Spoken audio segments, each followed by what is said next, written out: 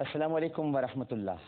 ایک مرتبہ پھر آپ کو ٹرانسمیشن میں خوش آمدید کہتا ہوں۔ ناظرین کرام، رحمان رمضان ٹرانسمیشن ہے اور افطار عامر کے ساتھ شہر رمضان اس وقت بس چکا ہے ماشاءاللہ، اور ہم یعنی موجود ہیں اپنی ماؤں کے درمیان جو اس وقت ہمارے ساتھ ہی موجود ہیں اور بہت خوشی کے ساتھ بیٹھی ہوئی ہیں، اور بہت ساری ہماری مائیں تسبیحات پڑھ رہی ہیں، کچھ دعائیں پڑھ رہی ہیں اور دعائیں بھی دے رہی ہیں۔ اور یہ جو ہمارا اس وقت جو آپ پروگرام جو دیکھیں گے، آپ پتہ نہیں آپ وہاں تو ٹی وی لگا ہوا ہے نا؟ جی ٹی وی تو ہے۔ اے آر وائی آتا ہے ادھر؟ اے آر وائی نہیں آتا۔ اے آر وائی نہیں آتا۔ تو ہم روز پروگرام کرتے ہیں ہمارے انبیاء، تو اس میں ہم کیا کرتے ہیں کہ جو ہمارے جو بڑے بڑے انبیاء کرام ہیں، جیسے حضرت آدم ہیں، حضرت شیث ہیں، حضرت ابراہیم، حضرت موسیٰ، حضرت صالح، ان سب کے ہم قصے بیان کرتے ہیں۔ تبھی ہم بیان کر رہے تھے آج کل قصہ ہم نے سحر میں کیا تھا حضرت ہود علیہ السلام کا۔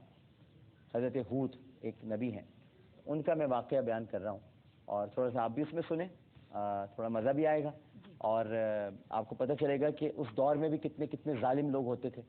خالی وہی ظالم تھوڑی ہیں جنہوں نے آپ کے ساتھ ظلم کیا ہے، اس دور میں بھی ظالم ہوتے تھے۔ تو ناظرین کرام، ہم نے جب سحر کی ٹرانسمیشن ختم کی تھی تو ہم نے یہ بتایا تھا آپ کو کہ حضرت جبرائیل علیہ السلام وحی لے کر نازل ہوئے اور حضرت ہود علیہ السلام کو اعلان نبوت کا حکم دیا۔ احکامات الہیہ حاصل کرنے کے بعد آپ بسوئے آبادی چل پڑے، یعنی آبادی کی طرف نکل گئے۔ اب نبی کو جب احکام ملتے ہیں تو وہ آبادی کی طرف چل پڑے، اور وہاں جا کر لوگوں کو واعظ کرنے لگے، تلقین کرنے لگے، آؤ فلاح کی طرف، آؤ ایک خدا کی عبادت کی طرف، ہاں ایک وحدہ لا شریک کی طرف آؤ۔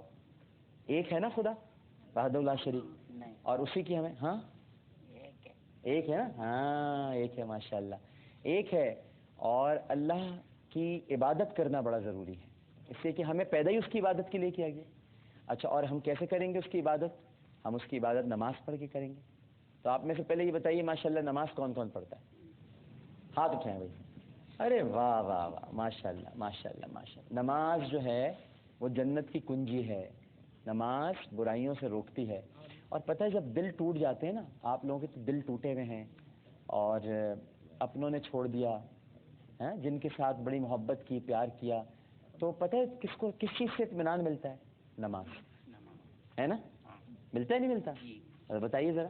ہاں بتاتی ہوں، ہے نا؟ صحیح ہے، نماز پڑھتی ہے تو ملتا ہے نا اطمینان، بڑا سکون ملتا ہے، ایسا لگتا ہے کہ بس یہ سب چھوڑو دنیا کے لوگوں کو، ہمارا رب تو ہے ہماری سننے والا ہے، اسی سے اپنے دل کا حال بیان کر دیتے ہیں، سجدے میں جا کے، رکوع میں جا کے، ہے نا؟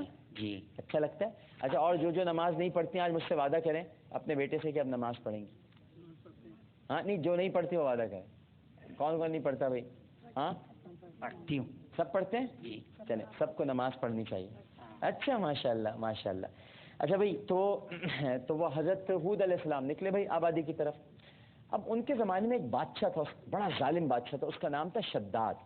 یہ دو بھائی تھے، ایک تھا شدید اور ایک تھا شداد۔ یہ عاد کے بیٹے تھے، عاد، قوم عاد کا نام سنا ہے نا آپ نے؟ تو یہ عاد کے بیٹے تھے، ایک کا نام تھا شدید، ایک کا نام تھا شداد۔ شدید نے 700 سال حکومت کی تھی، جب وہ مر گیا تو پھر شداد اس کی جگہ پہ تخت پر آیا۔ تو اسی کے دور میں حضرت ہود علیہ السلام پیدا ہوئے تھے۔ حضرت ہود کا جو نام تھا وہ تھا عبر، عبر عین سے آتا ہے، عین بے رے، عبر۔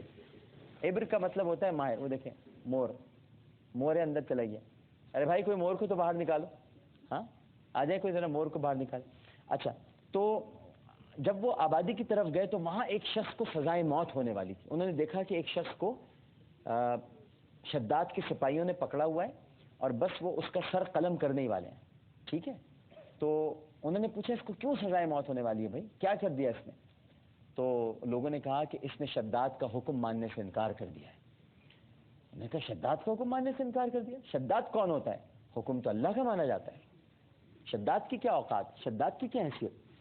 تو اس نے کہا نہیں بھائی، اس نے حکم ماننے سے انکار کر دیا ہے، اور ابھی اس کے ساتھ ظلم یہ ہوگا، یعنی جو اس کو قتل کرنے کا طریقہ ہے، پہلے تو تلوار لے کے کھڑا تھا، لیکن جب حضرت ہود علیہ السلام نے کہا کہ حکم تو صرف اللہ کا مانا جاتا ہے، تو اور مزید اس کو غرور اور تکبر آیا نا اس کے فوجیوں کو، تو انہوں نے کہا کہ ہم اس کو چھت سے گرا کے ماریں گے، یعنی اوپر سے پھینک دیں گے، او بلندی سے اس کو نیچے پھینکیں گے، اس کا سر پاش پاش ہو جائے گا، یعنی اس کا بھیجا باہر نکل آئے گا، دماغ پھٹ جائے گا اس کا۔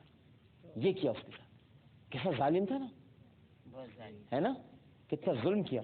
تو پھر جیسے ہی اس آدمی نے کہا تو حضرت ہود علیہ السلام نے کہا کہ بھائی تم نے تو اعلان کر دیا, اب تم میری بات بھی سن لو, ذرا میری بات سنو.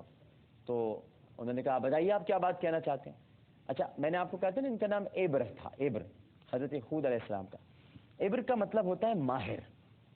ماہر ہوتا ہے نا کسی چیز کا ایکسپرٹ, جیسے کوئی سلائی کڑھائی میں ایکسپرٹ ہوتا ہے, ماہر ہوتا ہے, کوئی کھانا پکانے میں ایکسپرٹ ہوتا ہے. آپ کے یہاں بہت سارے ہوں گے کپڑے سینے میں ایکسپرٹ ہوں گے, ہاں, اور کوئی کھانا وانا بھی وہاں بناتا ہی ہوگا, ظاہر ہے, تو وہ اس میں ایکسپرٹ ہوتا ہے, ماہر ہوتا ہے. پھر صفائی ستھرائی میں کوئی ماہر ہوتا ہے, اچھی صفائی ستھرائی کر دیتے ہیں.